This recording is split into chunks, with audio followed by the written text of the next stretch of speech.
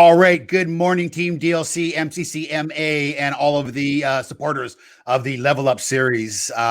It's Gary Morris from head office, and I am absolutely thrilled to be hosting today's Level Up series. The gentleman joining me today is someone who I have absolutely been a disciple, a follower of since his early days. His first book that I read was called The Greatness Guide, and it was given to me from a friend when I knew very little about Robin at that point, and it instantly made a difference in my life and grabbed me and made me a loyal follower ever since. Mr. Robin Sharma today is if not the very best leadership expert globally in the world. He is a member of a very, very elite small group. He has sold more than 15 million books worldwide in almost 100 countries. His work has been beloved and it has been embraced by rock stars and billionaires and elite CEOs and royalties and countless celebrities. It has made an impact in so many lives globally. Some of Robin's best-selling books, are, I think, one of the ones that I really liked early on was Who Will Cry When You Die? Very introspective, very, very thought-provoking. The Leader Who Had No Title, I actually bought 100 copies when this first came out and sent it to every one of my leadership group right across the country. It's still something that I give away constantly. I spoke of The Greatness Guide, number one, and then number two, if you want a book, a Bible that you can carry with you that will have just an immense impact on your life. I recommend these as two of the best books ever written. And then one that made him absolutely incredibly famous and launched him early, I think, was probably The Monk Who Sold His Ferrari. And then now he's been working incredibly hard on his newest book. Just recently that has come out is the 5 a.m. Club. So we're going to talk a lot about that book today and some of the teachings and lessons in that book. It's funny because Robin has been quoted as saying the only happiness that lasts is the happiness that comes from giving. And Robin does exactly that. Here is the gentleman that not only talks the talk and teaches, the lessons, but actually walks the walk. And he has done that by the Robin Sharma Foundation for Children, which raises money and funds and uses those for very worthy causes, children causes.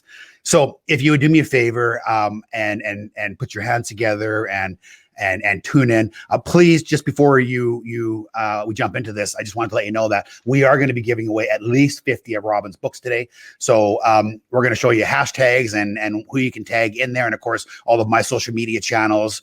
We're gonna give away at least 50 books today, and we can't wait. So comments, likes, anything, questions that maybe you'd like me to get to, please share on stage. So with that, please help me welcome very graciously someone who is incredibly influential in my life and the lives of millions of people in this world, Mr. Robin Sharma.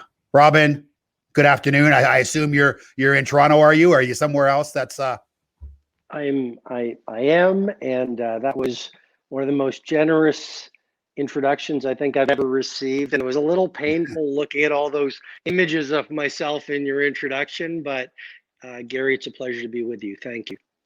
Yeah, thank you very much. Let's jump right in. So I want to talk to you about the 5 a.m.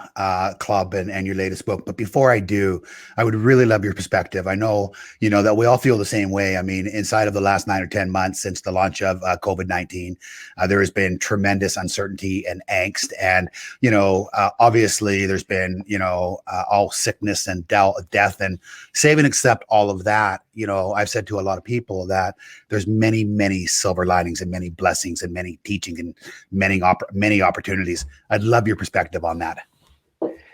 Well, I think what makes a leader and what makes a human is our ability to navigate difficulty. And I think all of us are a little heartbroken about our brothers and sisters on the planet that have suffered, and so many have been sick, and yet I think it falls to us to find the rewards in crisis. And I think if you look back at history, you know this very well, Gary, but many of the great works of art were done during plagues. Many of the great scientific theories were arrived at during pandemics. And I think, if we can train ourselves and steel ourselves to use this time to bring our magic to the world, to read more books, to pray more, meditate more, become stronger warriors and creative people, we can come out of this at a whole new level. And that's what I've done my best to do during these difficult times. Yeah, and so let's jump right in. I read somewhere that it took you 4 years to write the 5 a.m. Club, but as a disciple of you, I know many of the principles are the principles that you've been promoting and living for many, many years. Maybe talk to us about the 4 years that it took to write that book. Well, I think what a lot of entrepreneurs do, Gary, is they spend 80% of it. I don't know if we can keep you up on the screen. It would be helpful, because then it would look like we're having a conversation. Thank you. I think what a lot of entrepreneurs do is it's 80% of time on marketing and 20% of time on the product. And what I believe is if we could flip that equation and spend 80% of the time on the product and 20% of the time, or even less, on the marketing, I think we'd serve much better. And so what I try to do with the 5 a.m. Club is make it the best piece of work I could possibly do. One of my favorite books is a book called The Prophet by Khalil Gibran. And I heard that he actually carried the manuscript around with him for 4 years just so he could make sure every word was right. And so, no one knows how long we get to live.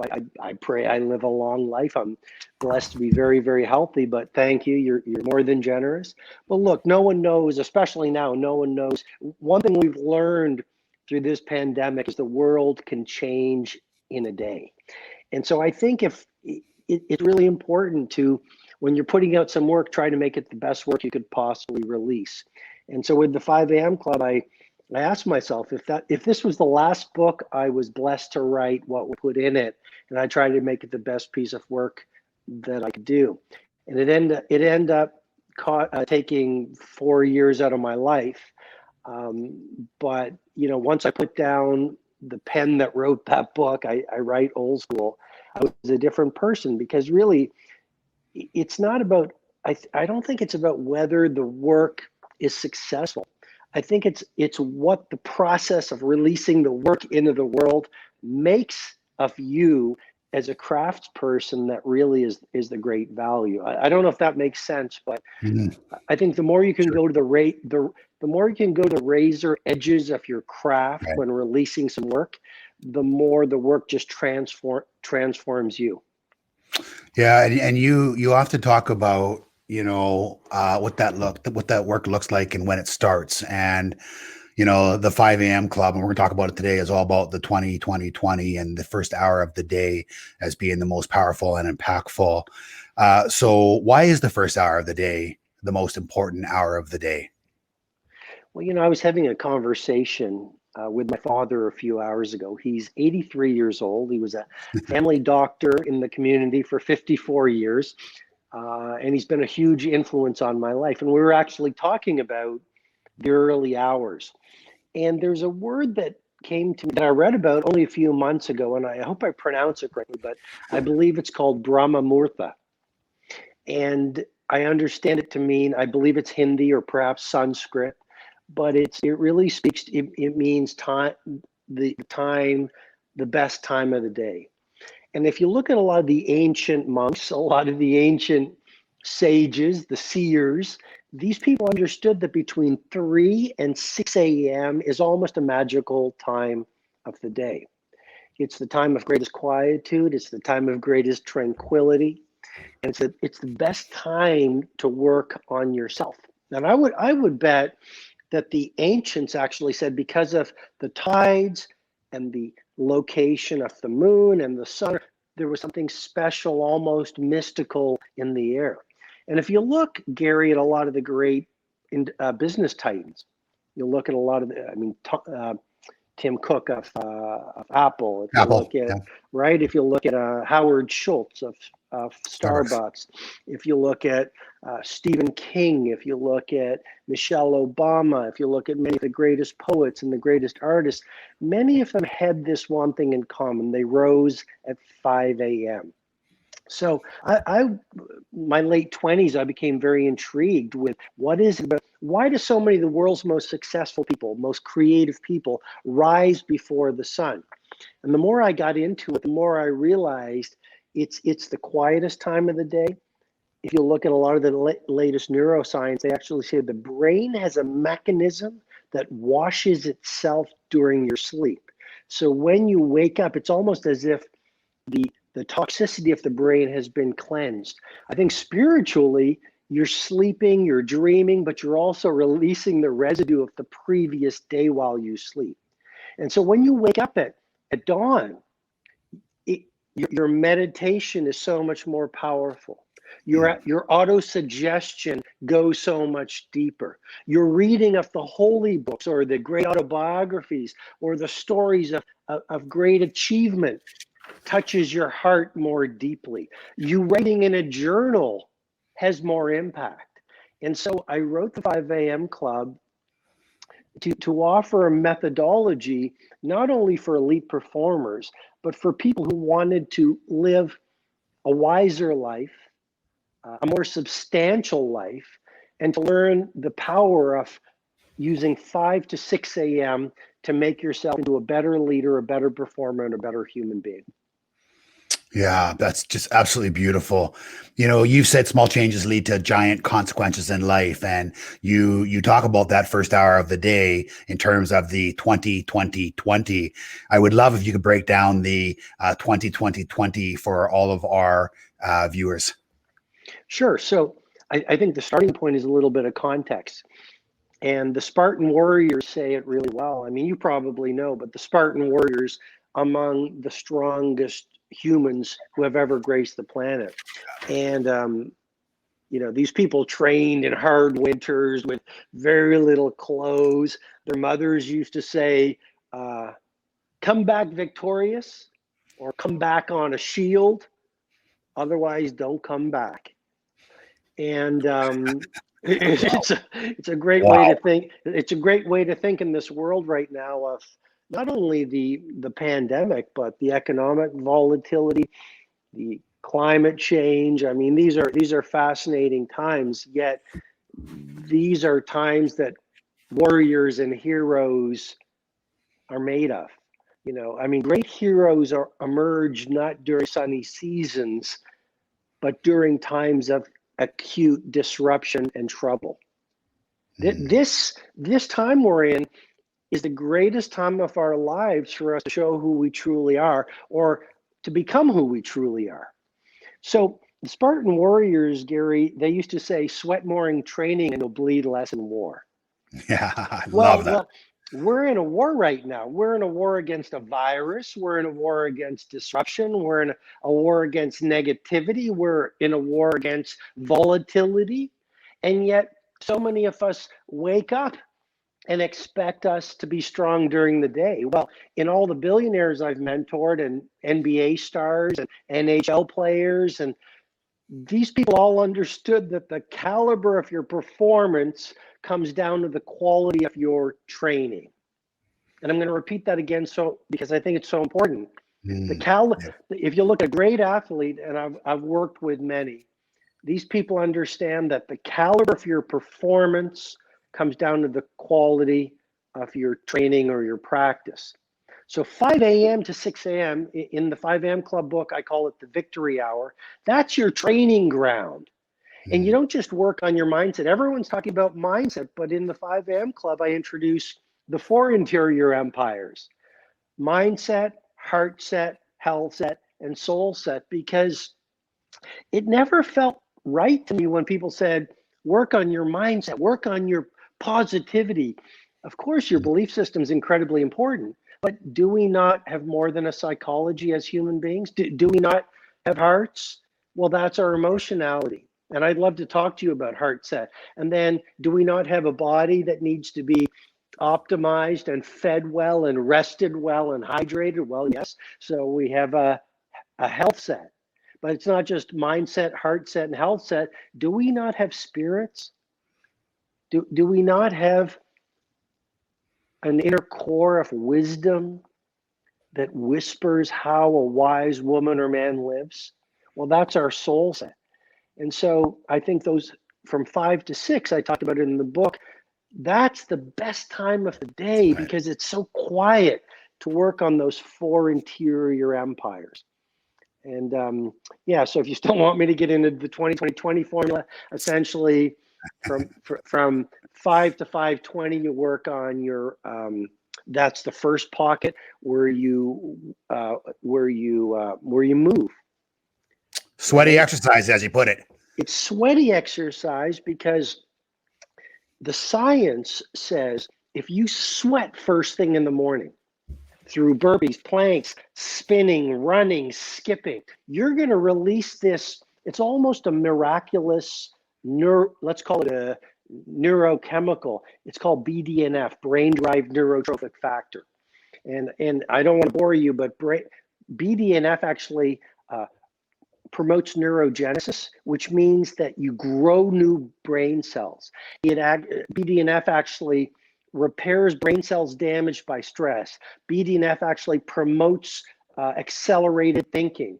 You'll also release dopamine, the inspirational neurotransmitter. So even if you're going through a hard time on the planet right now, you feel stronger. You sweat first thing in the morning through spinning or running or exercise. You'll release serotonin, which makes you feel, it's the pleasure neurotransmitter. How valuable is that? Then it's 5:20, you feel fundamentally different. Second part of the 20-20-20 formula I talk about in the book is about reflection.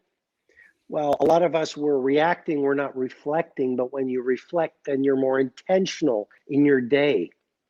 So you can pray, meditate, journal. I go into it all in the book.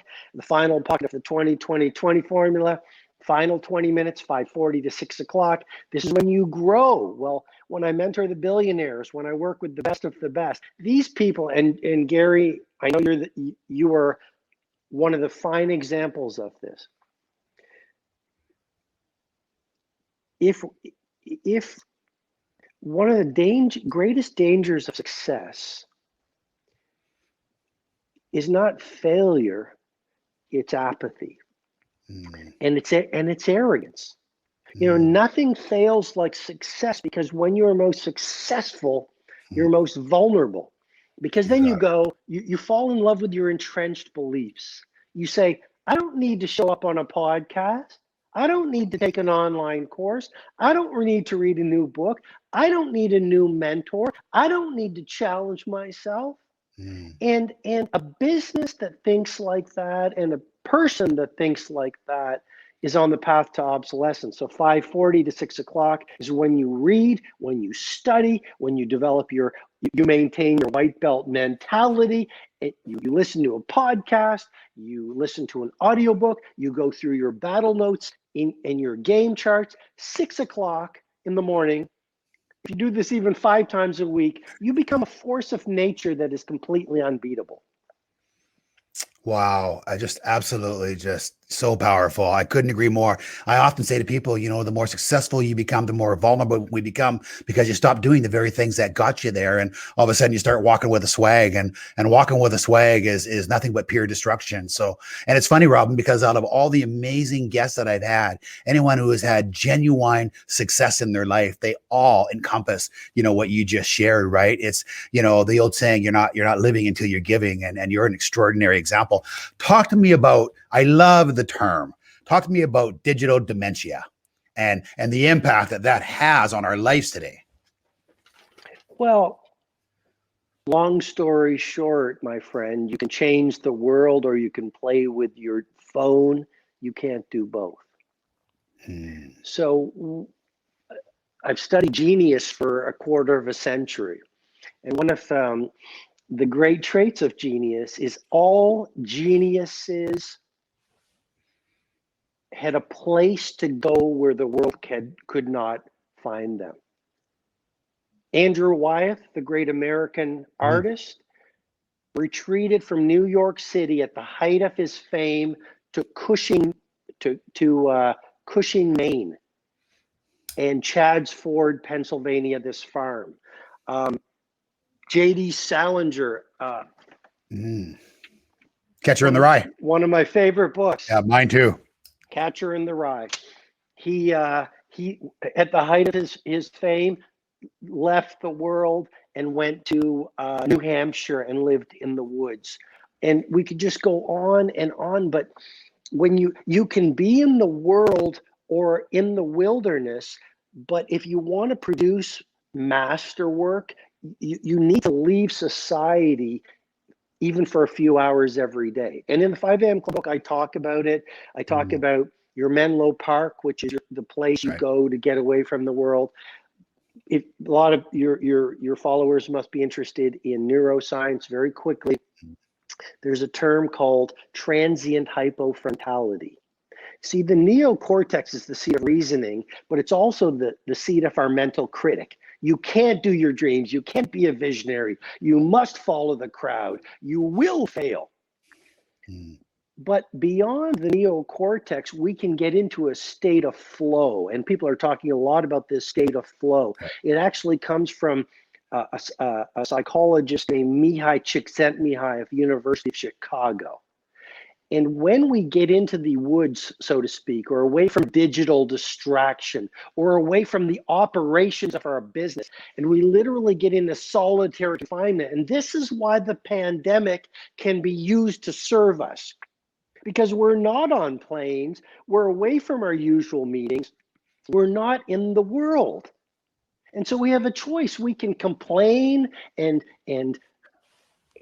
wish for the way the world was, or we can reach into ourselves and find our heroism and say, okay, I don't think life shows up for failure. I think life shows up for our favor. And we can use this time of quietude to drop into this flow state and produce our best work. And so what I'm saying is it's really important for at least 5 hours a day to get away from digital devices and do real work versus fake work. Because if you've got notifications on and you're addicted, if social media is your heroin and every evening you're just surfing online, you're missing one of the most glorious opportunities we will ever have in our lives to produce our Sistine Chapel ceiling.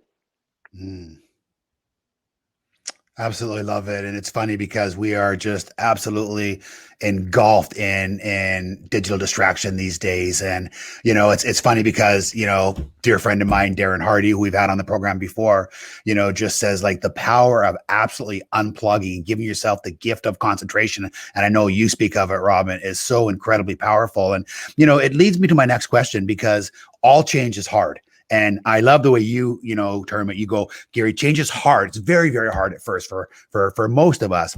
It's incredibly messy in the middle. It doesn't get much easier, but it is gorgeous or glorious in the end.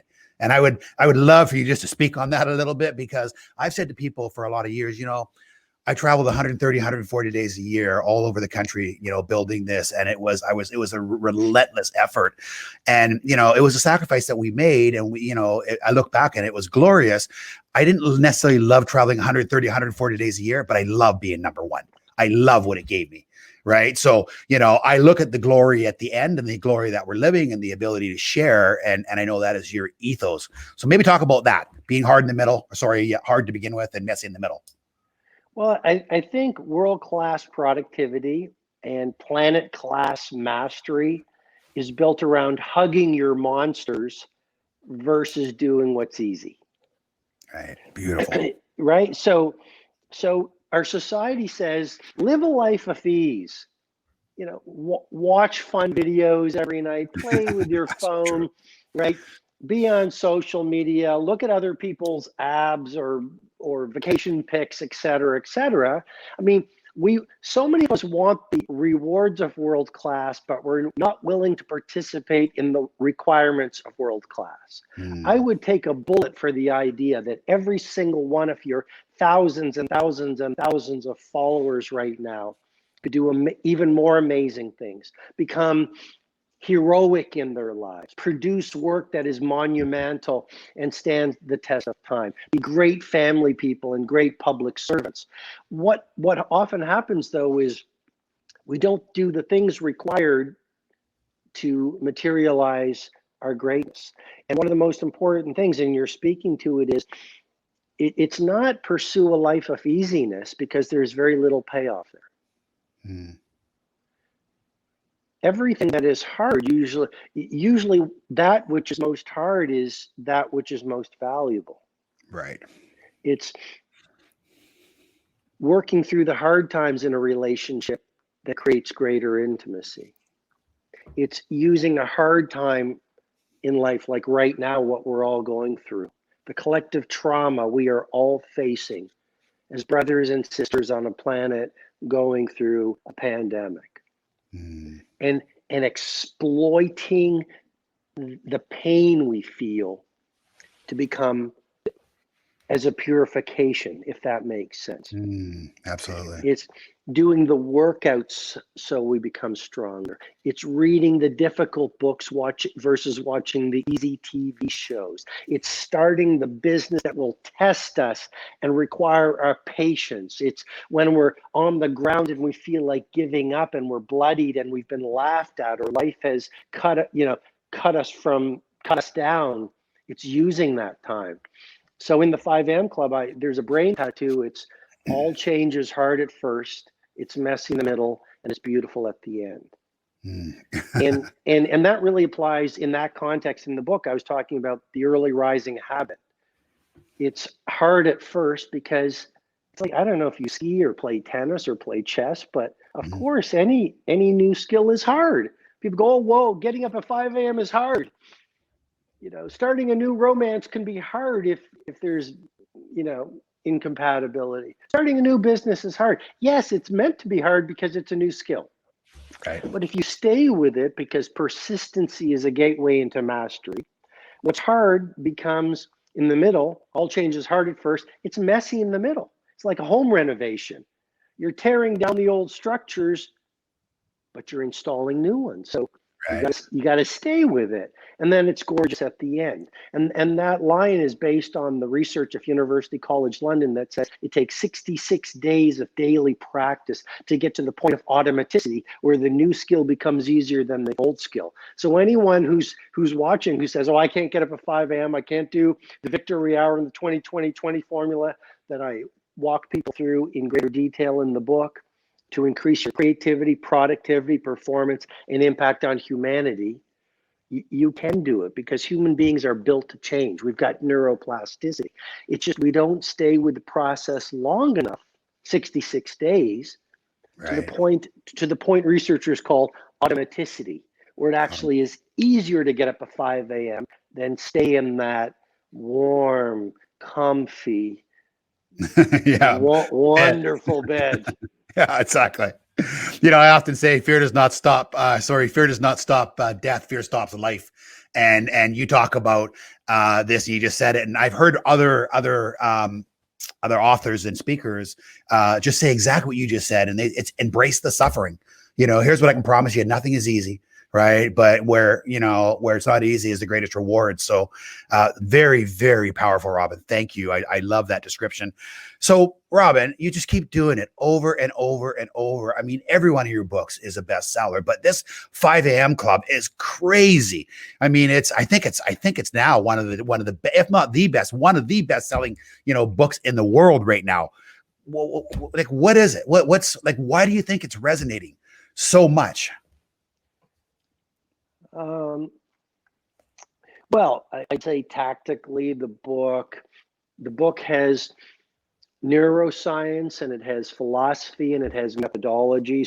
And the ideas work, and they're based on science, and they're based on my 25 years in the trenches with many of the most successful people in the world. I think people like the fact that it's written in a story with these quirky characters, Mr. Riley, this eccentric, eclectic, wonderful billionaire, and the spellbinder. So I think the story engages people and hopefully takes them on a roller coaster ride of emotions. I think the book, I wrote the book with love. I I do my best, Gary. I'm far from perfect. I'm a flawed human being. Right. You know, I don't have, not every day is an easy day or a good day because I'm a human being. I think if you're alive and intimate with your emotions, you can feel inspiration in the morning and you can feel boredom at 3 o'clock. Right. You know, that's why I think this idea about heart set is so important, because positive thinking is incredibly important. But if you're in pain right now, if you're suffering right now, if you're anxious right now, if you're terrified right now, then the prescription of positive thinking is going to put you in denial because you're feeling an emotion called fear. Right. And that doesn't mean you're weak. It means you're human. Right. I mean, if we weren't feeling, whether it's ambient anxiety now or high grade fear or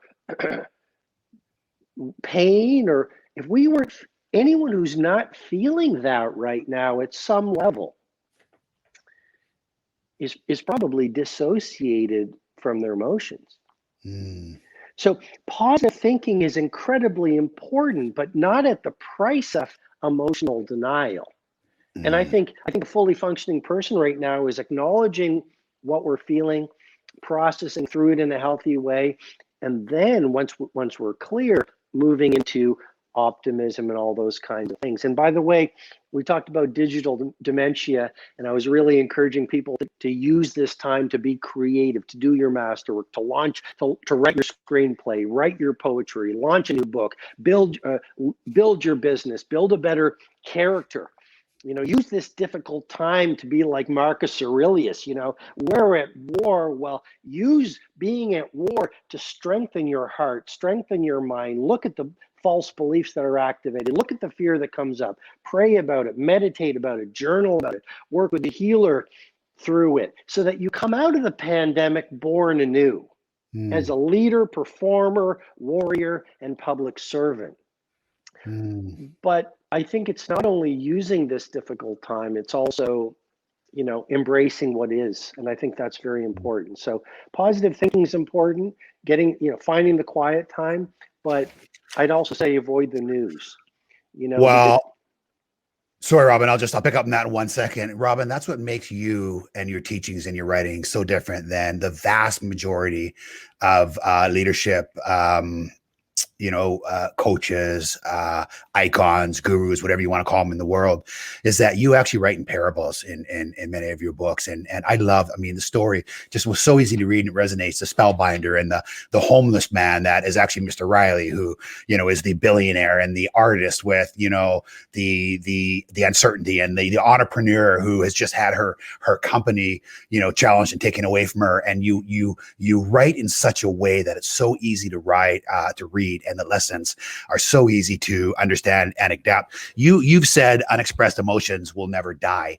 And I think what you do better than anybody else is you're not just coaching, hey, you got to get it in your head, and if you live in your head, you're dead. And you're so far beyond that, right? By bringing in the mindset, the health set, and the soul set. It's honestly, it's one of the most unique perspectives ever captured that I've ever read. And I'm a voracious reader. So congratulations, on that. Why do you write in parables? Do you find it resonates better? Do you tell the story better? Well, I think as human beings, we've learned around the campfire on Savannah tens of thousands of years ago. We learned through stories. When we were growing up, our parents probably shared stories. So I write, the 5 a.m. Club or the Monk Who Sold His Ferrari in stories. But if I may, you speak about heart set again, and like I've read those positive thinking books, and those pundits are incredible. And I want to express how much, I think about Norman Vincent Peale, The Power of Positive Thinking. I think right now there are so many gurus who talk about mindset. Many of them are my friends, and they're wonderful people, and I speak with great respect. But for me,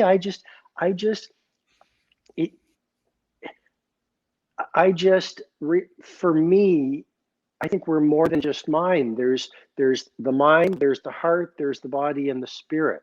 Now, if anyone who's watching is saying, well, Robin, we're elite performers, we're titans of our industry, we want to build world-class businesses, teach us about your productivity ideas, and I talk a lot about them in the book, but I just want to make some key points here. One of the reasons we are not productive is because we are at war. We know intellectually in our mindset what we do. We've read the books, we've listened to the podcast, we've been to the event, the live events. But we have a secret hidden well of hurt, all this unprocessed emotion. I think, to me, I hope I explain this clearly, because this is the missing link, I think, in it to elite performance. We know what to do, but we have all this micro trauma and macro trauma that we've picked up living life. Divorces, illnesses, conflict, macro trauma, or micro trauma. Right. People cutting us off in traffic, etc. And our society says, stuff it down. And Carl Jung, the eminent psychologist, said, that which you repress comes back to haunt you in unhealthy ways. And so most people have this repressed, Carl Jung called it the shadow side. We have this repressed darkness within us, which is an energy field. And so we have these wonderful intentions, building a great business, being great human beings, reading all these books, getting fit, being loving people, but we wonder why we're in self-sabotage. And so what I believe is the missing link is we're living in our heads, but we're not feeling. And it's not until you purify what I call in the 5M Club your heart set. When you purify that, you not only release shame, guilt, disappointment, fear, you actually rebuild your relationship with joy, wonder, love, honor. And if every leader on the planet worked on their heart set and their health set and their mindset and their health set and their soul set, we would remember we're all connected. We're all brothers and sisters on a little planet. We would protect the planet. We would treat each other with love. We would do work that reflected our magic and our love. And here's the real key. We would love ourselves. And if we loved ourselves, we wouldn't think negative thoughts. We wouldn't use bad words. We wouldn't mistreat other humans. We wouldn't degrade our work by dismissing it as trivial. We would be who we truly are. And I'm writing a new book right now, and this is really what the new book is about. It's about remembering who you truly are so we can build a better planet and, of course, a better life for ourselves. I hope that made sense, and I hope I didn't take you off in a... You did not. No, it was absolutely just extraordinary. Thank you. I want to just really quickly go back. There's two things I want to hit, and as we sort of wind down here in the next few minutes, one of the viewers, and by the way, guys, please post, make comments, social media. We're going to give away all these books, and I'm going to give away 100 now. Actually, I'm hearing this, and this needs to be in the hands of more of you. So please make a comment. I want to talk to you about observation. I always say to people, it's not what you say, it's what other people observe. And I sort of look in your world, and I see your son Colby has just written his first book, right? The Curveball, this motivational story. The Curveball, right? Yeah, this motivational story about a struggling baseball player who overcomes challenges in his life. And he has to have grown up. I've heard you speak about, how important being an amazing father is and how family is so important to you. And it's always about it's not about what we say to our kids, it's what they observe us doing. So maybe just, talk to us about Colby's book and what he's doing and your thoughts around family and observation, whether it's from your team, whether it's from people in your lives, whether it's from your kids, how impactful that is for what they witness, what you actually do and how you actually behave. Well, Gary, if I was half the man, if I was half the person my children are, I'd be amazing. And I just want to appreciate you for mentioning my son's book and showing that image. Like that's a very kind thing for you to do. And I'm just so proud of Colby for releasing that book. It came out a few months ago. It's on Amazon, and the feedback has been incredible on the Curveball. So look, I think I've worked with a lot of super rich people, and I think ROI, financial ROI is important, but Mm, what about the ROI on happiness? What about the mm, ROI on who you are as a person? What about spiritual ROI? And I've met so many super rich people, and all they have is money. Now, I want to be very clear. Is it important to make money and be prosperous? Without a doubt. It gives you much more freedom. It allows you to do amazing things for your family. It allows you to do amazing things for the planet. But if money becomes one's God, I think it's a very dangerous trap. And I've met a lot of billionaires who say, I have all the planes, all the homes, all the jets, all the pleasures of the world, but I don't know my children. And I think mm, with children, you've got a little window of opportunity. And once I know, like, we all want to do amazing things in business and in our creativity, but if we lose that window with the kids and they become, adults, it's really mm, hard to open the window up again. mm. And so I think, and it speaks to our partners as well. I mean, family to me is almost everything. And I just would, if anyone asked me what's one of the most important things in life, I'd say, build your fortune, build your enterprise, build your monuments, but bring your family with you. And I think in particular with children, we're not just parents, we must be developers of our children. I think it's important when things open up, we take them to see the Mona Lisa, we take them to the Colosseum, we take them to great art galleries and great libraries, and we influence them and we shape them so when they leave us, they become these kind, thoughtful, interesting, educated adults. Incredible. And I mean, I think that, as I said when I started off, you are such an example of living that life. Thank you for that. I read somewhere, and maybe it was, from you along the way, Robin, if the only thing you have in life is wealth, you're actually very poor. Right. And I think it's so powerful. Such a great message. Thank you for that. Well, listen, we just got a couple minutes left, so we'll sort of wind it down by this. Robin, if you're on this call right now and you're listening, and there's one message that you could give to any of our listeners about where to start, how to start, first steps, what would that be? And the last question that I want to leave you with is, what does Robin Sharma in your world define as greatness? What is the epitome? What is the point where you go, this has been an incredibly fulfilling life? How do you define that? Okay, so I heard, Gary, two questions. One is, where do we start? And then, how do I define greatness? I think where you start, one of the most honest things I can share is join the 5 a.m. club. Mm-hmm. But don't get up at 5 a.m. and then check your notifications or watch the news. I just want to emphasize, a lot of people right now, they've become addicted to the news.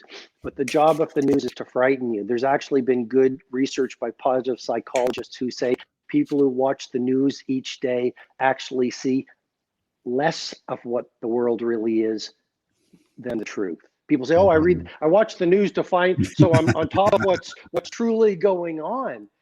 Well, the news doesn't show you all the good that's happening.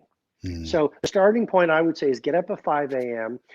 and do the 20-20-20 formula and all the other rituals I walk people through in the 5 a.m. club book, because the way you begin your day has an outsized impact on the way your day unfolds. The way you start your mornings set you up cognitively, physically, emotionally, spiritually, to live a much better day. We are in a very difficult time right now. Taking that 1 hour that I call the victory hour to strengthen yourself makes your days much better. Consistently great days lead to consistently great weeks, months, quarters, years, decades. The minimum viable amount of mastery is getting that first hour of your morning to absolute world class. That is the game changer. How do I define greatness? You were very kind to mention the Greatness Guide in the introduction. I also wrote a book called Who Will Cry When You Die, which talked about legacy. And I got to tell you, Gary, right now at the age that I'm at, greatness, legacy means a lot less to me, because those are almost ego pursuits. You know, it's like, I'll be great. And well, a lot of the great kings and queens of history that thought they were so great aren't even remembered now. And I think it's much more important than worrying about greatness and legacy to be a good human being on the planet while we get to live. And I mentioned my dad at the outset. He's 83, as I said, and he's a huge influence on me. When I was growing up, he always used to say, Robin, when you were born, you cried while the world rejoiced. Live your life in such a way that when you die, the world cries while you rejoice. And so if you were to ask me, what is greatness?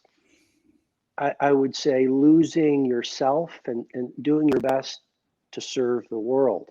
I would say greatness is not worrying about greatness.